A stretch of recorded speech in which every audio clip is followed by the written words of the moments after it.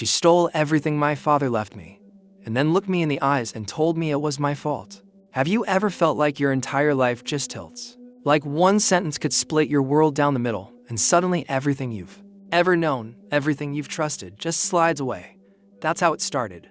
One moment, I was grieving my father, the only person in my family who ever really saw me, and the next, I was watching my sister smile like she'd just won a game I didn't even know we were playing. We weren't rich, okay? It wasn't about money. It was never about the money. My dad worked himself to the bone his whole life just so we wouldn't have to live the way he did. Greasy hands, busted knuckles, day in and day out at the garage. He didn't have much, but what he had, he poured into us. And in the end, all he had left was the house. The one thing that still smelled like him. The one place where his voice still echoed if I closed my eyes hard enough. He left it to me. That was his final wish. Not because he loved me more, but because he knew. He knew I was the one who'd keep it standing. Who'd remember. Who'd light a candle on his birthday. Who'd keep the same broken clock on the kitchen wall because it reminded me of the way. He'd always say, even when it's wrong, it's right twice a day. And she, my sister, she smiled when she took it from me. With the paperwork I didn't know she touched, with lies I didn't see coming, and with a coldness I never thought she had in her. You don't expect betrayal to come wearing your blood, but maybe the worst part, the cruelest part, was what came after. When I confronted her, shaking, voice cracking, heart in my throat, she just shrugged, said I should have seen it coming, said maybe if I'd been around more, if I hadn't always tried to be Dad's golden child, then he would have trusted her with more. She flipped it, blamed me, and I believed her. For a moment, I believed her, because grief does that. It twists your sense of self. It eats your certainty. And in that split second, I wondered, did I deserve this? I stood in the hallway of the house that used to be mine with the keys still in my pocket, and felt like I was trespassing in a life that no longer wanted me. How did we get here? How did we go from laughing over burnt toast to choking on silence and stolen memories? How did love turn into strategy? And why does betrayal from family feel like a wound that never heals? I don't know when it all started to rot underneath the surface. I don't know what I missed. Or maybe I do know, and I just didn't want to look at it. But I keep replaying the way she said it. That final twist of the knife. You think you're the victim, but maybe you were always the problem. And God, I can't stop hearing it. Was I? Was I the problem? Or was I just blind to see what she'd been planning all along? There was a time I would have taken a bullet for her. No hesitation. No questions. Just instinct. She was my sister, not just by blood. By everything. We were close once, close in the way only siblings from a broken home know how to be. Like two kids hanging onto the same floating door after the ship goes down. You fight, sure, but mostly, you hold on. Because what else do you have? I remember us sitting on the kitchen floor when the power went out during a storm. Candles flickering against the tiles. She was terrified of the thunder. But she'd pretend like she wasn't. She always pretended. She was good at that even. Back then, I'd read to her out loud just to keep her distracted. Old comics, or Dad's tattered car magazines, didn't matter what the words were. As long as she could hear my voice, she was okay. And me. I felt needed, like I mattered. Dad wasn't perfect, far from it. He was hard, stoic, the kind of man who'd fix your flat tire, but never say I love you.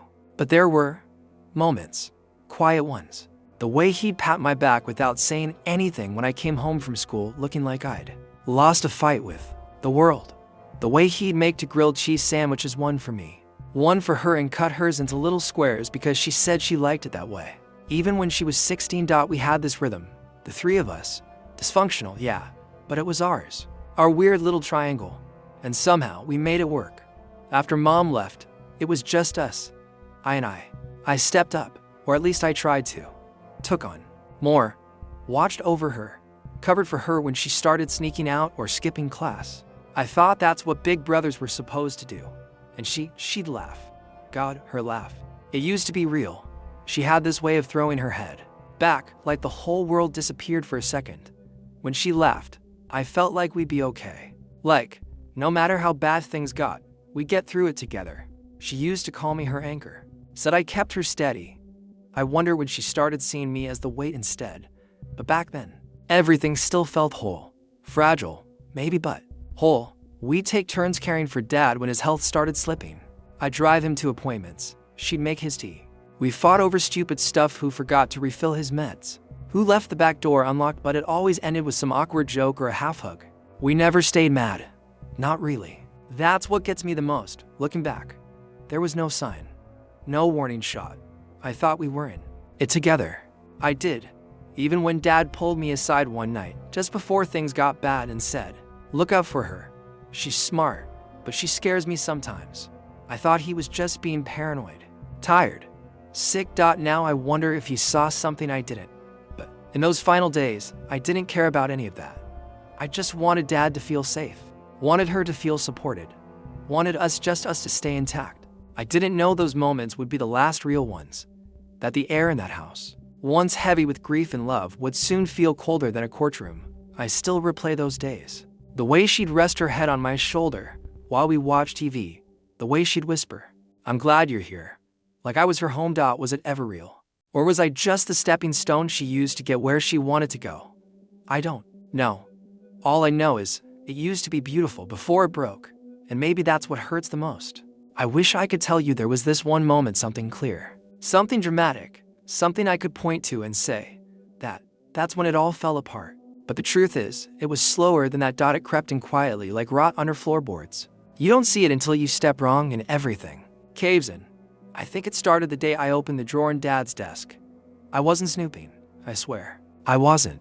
I was looking for the insurance paperwork, just trying to handle the mess no one else wanted to touch. The will wasn't there, in a manila folder, tucked behind stacks of car receipts and old birthday cards. I remember my hands shaking when I pulled it out. Not because I expected anything shocking, but because somehow reading it would make it real. Final. Dad was gone.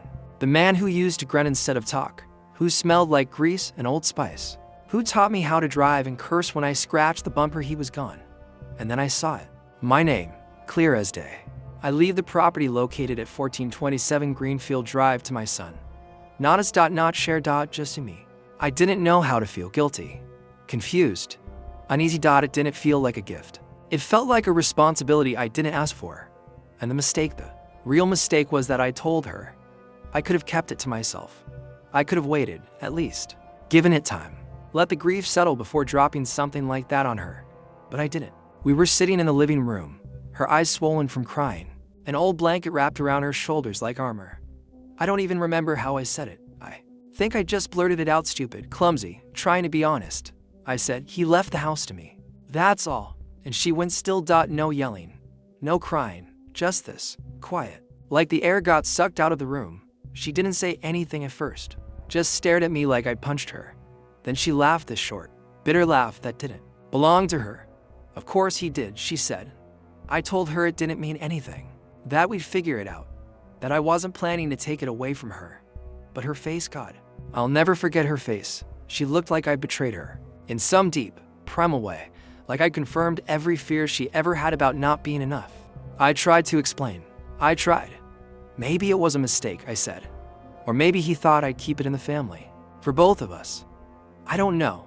But no, she cut me off. "You don't get to do that. You don't get to play humble while holding the crown." It stung, but I still thought it was just pain talking, grief, sibling tension, nothing unfixable. I kept believing that right up until she stopped answering my calls, right up until she got a lawyer, right up until the paperwork came and rewritten, challenged, contested. And yeah, maybe I shouldn't have told her like that. Maybe I should have waited, framed it differently, been gentler, but I didn't think she'd turn it into war. I didn't think she'd weaponize it. Looking back, I still ask myself why I said anything at all. Was it honesty, guilt, or just some naive hope that she'd look at me and say, "We'll figure it out together"? She didn't. She looked at me like a threat. And in that single moment, I stopped being her brother and became the enemy. At first, I thought it was just space. Grief space. That weird silence families slip into after someone dies. Everyone's raw. Everyone's floating in their little bubble of pain. And no one wants to be the one to pop someone else's. So, when she stopped calling, I didn't panic. I gave her time. I told myself, she just needs a minute. She's hurting too. But the minute turned into days, then weeks. And every time I reached out, text, voicemail, even that awkward email, I got nothing. Not even a "fuck you." Just nothing. And the silence wasn't empty. It was loud. It screamed. It whispered things I didn't want to believe. When I finally drove over to our house, I remember standing outside the front door, hand raised to knock. But something in me just froze. The porch light was off. The curtains were drawn. It didn't feel like home anymore. And when I finally knocked and she opened the door, I swear I didn't recognize her for a second. Her face was blank. Her eyes hollow. She didn't hug me, didn't smile, didn't say my name. She just stepped aside and let me in like I was a stranger. The air inside was colder. The furniture was rearranged. Dad's favorite recliner was gone. His photo our last Christmas together was off the wall. I asked her where it went. She didn't answer. Instead, she slid a folder across the kitchen table. I knew what it was before I even opened it. Legal stuff, probate, claims, a letter from some lawyer I'd never heard of. She sat across from me, arms folded, and said, "We can do this the easy way or the hard way. But either way, I'm getting what's mine." And in that moment, it hit me. This wasn't about Dad anymore. It wasn't even about the house. It was about us. About every wound we never talked about. Every little resentment that had been fermenting for years. About the fact that maybe I wasn't the golden brother she remembered. And maybe she wasn't the innocent sister I thought I was protecting. We were adults now. And adults can be cruel in ways kids don't even understand. I didn't fight her, not right away. I tried to reason. I begged, even told her we could share the place, rent it out, make it work, keep some piece of our family from falling apart. She just laughed. Not bitter this time, just amused. "You still think this is about the house? Jesus, you don't get it, do you?" I didn't, and I still don't. Not completely. What I do know is that after that day, everything changed. She blocked my number, froze the joint account we'd used for Dad's care, filed claims behind my back, told mutual friends I'd manipulated our father, that I pressured him while he was dying, and even worse, some of them believed her. Suddenly, I wasn't the grieving son. I was the schemer, the thief, the one who used death to cash out, and she was the poor sister, left behind, unfairly cut out. People loved that story. It's cleaner. It has a villain. But no one saw the nights I stayed awake listening to Dad cough through the walls. No one knew I was the one who found him that morning, that I was the one who closed his eyes. No one cared. The fallout wasn't loud. It didn't come with slammed doors or screaming matches. It was slow, quiet, rotting, like mold under the paint. And every time I look at that house now, I see a war zone with no survivors. She got what she wanted in the end, and I got to keep the memories. Every one of them. It got worse at night. When everything was quiet, no emails, no calls, no new documents in the mail, I just lie there, staring at the ceiling, replaying everything in my head like some twisted home movie on loop. Her voice, that folder, the way she looked at me, like I was the villain in a story I didn't even know I was in. And then my voice would start whispering in the dark, "Maybe she's right. Maybe you are the problem." It's wild how fast your mind can turn on you when you're grieving and ashamed at the same time. I couldn't tell where one feeling ended and the other began. It was like I was drowning in guilt I didn't earn, but still couldn't shake. I'd think about calling her, apologizing. For what? I didn't even know anymore. For being the one Dad trusted. For being the one who stayed. For being left with the pieces while she got to rewrite the story. I don't know. All I know is I missed her. Not the woman she became when the paperwork got involved. Not the cold, calculated stranger with a lawyer on speed dial. I miss my sister. The girl who used to steal fries off my plate when she thought I wasn't looking. The girl who curled up next to me on the couch the night Mom left and whispered, "Don't let go." I didn't. I held on for as long as I could. But maybe that was my mistake, thinking that love was enough. That history was armor. That blood would somehow protect us from turning on each other. When the money got involved, God, the money. It wasn't even that much. Enough to live modestly, sure, but not enough to justify losing a family over. But I guess it wasn't about the amount. It was about the message. Dad gave it to me. Not her. And in her eyes, that was a final betrayal. I started questioning everything. Did I say something, do something, growing up that made her feel less than? Did I outshine her without realizing it? Was I so busy trying to be the responsible one that I never stopped to ask how she felt in all of it? There were nights I'd sit in the dark, whispering apologies into the silence, hoping she could hear them through whatever wall she'd built between us. "I'm sorry," I'd say. "I didn't want this. I didn't mean for it to go this way." But silence doesn't forgive, and memory doesn't forget. It clings. It poisons. It grows vines around your heart and squeezes until the only thing left is the ache. I started seeing her everywhere. A woman on the train who wore her perfume. a laugh in a cafe that sounded just like hers. I turn my head instinctively, and then feel the weight hit when I remembered. She's gone. Not dead. Worse. Estranged. Still out there. Still breathing the same air, but unreachable. I checked her social media more times than I'll admit. Watched her post photos with mutual friends, ones who never reached out to ask my side. I saw her in a new car, smiling in front of what used to be our house. She looked happy, like none of it haunted her, and I hated her for that. And then I hated myself for hating her. It's this vicious cycle of grief, anger, regret. Repeat. Some days I'd convince myself I was fine, that I didn't need her, that family's just a word people cling to because they're scared of being alone. Other days, I'd see a photo of us as kids, her in that ridiculous purple dress, me with my crooked teeth and big ears, and I'd lose it. I miss her. Still. Even now, even after everything. And I don't know if that makes me strong or just pathetic, but it's the truth. And sometimes the truth is the heaviest thing we carry. There wasn't a final fight. No slammed doors. No shouting match where everything got laid bare. No dramatic goodbye. Just slow decay. That's the thing about certain kinds of heartbreak. They don't explode. They erode, quietly. Until one day, you wake up and realize the bridge is gone, and there's nothing left to walk back across. I kept waiting for some kind of closure. A letter, a voicemail, even a confrontation. Something to tie it all off. Something to make it make sense. But it never came. Instead, I got a settlement letter from her lawyer. She got the house. Just like that. No apology. No, thank you. No acknowledgement of what it cost me, what it meant to me. Just a document, cold, clean, signed. I remember holding the envelope in my hands, staring at the signature at the bottom. Her name is in black ink. Neat, unshaken. Mine was there too. I'd signed it, not because I wanted to, because I was tired. Because I couldn't keep bleeding for a home that didn't want me anymore. Because sometimes, letting go feels more like survival than surrender. I moved out of state not long after. Couldn't bear to drive past that house and see it changed. See new curtains in the windows. Her car is in the driveway. Maybe some new guy standing where Dad used to stand. Smoking in the cold, muttering about oil leaks and carburetors. I didn't want those images in my head. I wanted to remember it the way it was, before the war. Before the silence, before the betrayal turned us into strangers.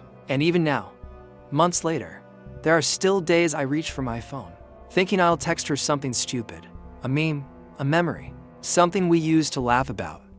But I never hit send, because I know she won't answer. And even if she did, I don't know what I'd say. How do you tell someone they broke something in you that still hasn't healed? How do you say, I miss you, and also, you ruined me? In the same breath, I tried dating again, tried building something new. But every time someone gets too close, I pull back. I get scared they'll take something from me. Not just things, pieces of me I can't afford to lose again. People say time heals. Maybe. Or maybe time just teaches you how to carry the pain better, neater, quieter. There are days I feel okay. Days when I don't think about her. Days when the world moves on and I let it. But then I'll hear a song we used to love. Smell something that reminds me of home. See a brother and sister laughing in a park. And it hits me all over again. She's still out there, and we're still unfinished. I don't think there's a word for this kind of grief. It's not death, not divorce, not a breakup. It's estrangement. It's mourning someone who's still alive and just doesn't want you anymore. And it hurts in ways I didn't know a heart could hurt. Would I take her back if she reached out? Would I forgive her? God, I don't. No, but I'd pick up the phone. I know that much. Because no matter how much it cost me, a part of me still waits, still hopes, still aches. And I hate that. I hate that more than anything. But it's real. And maybe that's the most painful truth of all. It's been 3 years. I still remember the smell of that house in the mornings. Coffee dust, old wood, the way sunlight poured through the kitchen window and lit up the floor like a stage. Dad used to hum while he made eggs off key. Always the same damn tune, and she'd sit at the counter. Hair a mess, stealing bites off my plate. I don't dream about it anymore. Not as much, anyway. But sometimes I'll wake up with a heaviness in my chest I can't explain, and I'll know. I went there again. Back to that house. Back to her. There's this idea people have that healing feels like sunlight. Like one day you just wake up lighter, free. But mine came slowly. Like molasses in winter. Sticky, heavy, uneven.